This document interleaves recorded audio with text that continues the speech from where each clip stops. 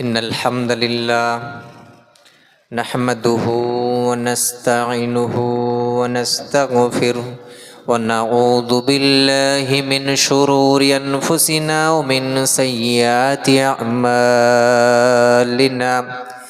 من يهده الله فلا مضل له ومن يضلله فلا هادي له وأشهد أن لا إله إلا الله وحده لا شريك له وأشهد أن محمدا عبده ورسوله أما بعد فإن خير الحديث كتاب الله وخير الهدي هدي محمد صلى الله عليه وسلم وشر الأمور محدثاتها وكل محدثة بدعة وكل بدعة ضلالة وكل ضلالة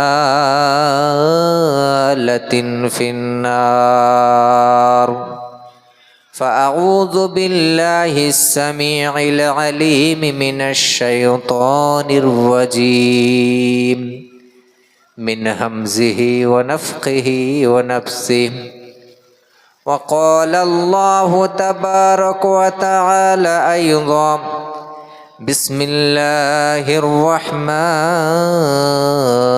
الرحيم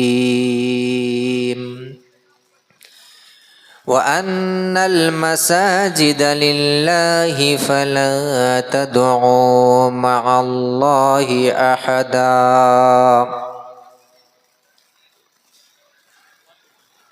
উপস্থিত চলমান সভার সম্মানিত সভাপতি মহাশয়, মঞ্চে উপবিষ্ট উলামায়ে কেরাম এবং সামনে বসে থাকা ইসলাম দরদি ভাই ও বাবাজিরা, পর্দার আড়ালে মা ও বোনেরা, আমি যখন আসলাম মোটামুটি প্রায় 8:45 বাজে, মজলিস প্রায় ভরপুর ছিল। তারপর এখন আসছি মোটামুটি 9:30। তো মজলিসের অবস্থা আপনারাও দেখতে পাচ্ছেন আর আমরাও দেখছি। আর আদায় হয়ে গেছে। আপনাদের হয়তো উদ্দেশ্য ছিল কিছু টাকা পয়সা দেব, সেই জন্যই এসেছিলেন এবং তারপরে কিছু টাকা পয়সা দিয়ে আপনারা চলে গেছেন।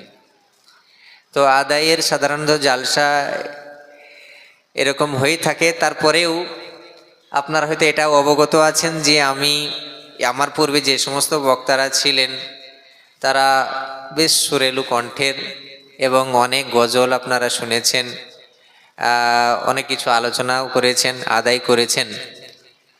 আমি মনে করেছিলাম যেহেতু মসজিদের উদ্বোধন একটা, আজকে মসজিদ আগে থেকেই ছিল, তারপরে আবার নতুনভাবে মডিফাই হয়ে আবার মসজিদে নামাজ হবে, তাই না? দ্বিতীয়ত মসজিদকে কেন্দ্র করে এই আলোচনা সভাটা আমি মনে করেছিলাম, বা এখনো যেটা চিন্তা ভাবনা আছে সেটা হচ্ছে যে মসজিদ আমরা করে ফেললাম, এরপরে আমাদের কি করা দরকার, বুঝতে পারছেন? মসজিদ আমাদের হয়ে গেল, আপনার টাকা পয়সা অনেক কিছু দিয়েছেন, মসজিদ রেডি, এবার আমাদের কি করা দরকার, আমাদের কি করণীয়, এইটা থেকে আমরা গাফিল, এটা থেকে বেশিরভাগ মানুষ আমরা উদাসীন। আর এর পরের স্টেজ মসজিদ তৈরি করার পরে সেটা যদি না হয় তাহলে আমাদের এই যত কাজ যত কিছু আমরা করলাম সব আমাদের বৃথা যাবে, বুঝতে পারছেন? মসজিদ এমন একটা জায়গা, এমন একটা স্থান, আপনি যদি চিন্তা ভাবনা করেন, একা যদি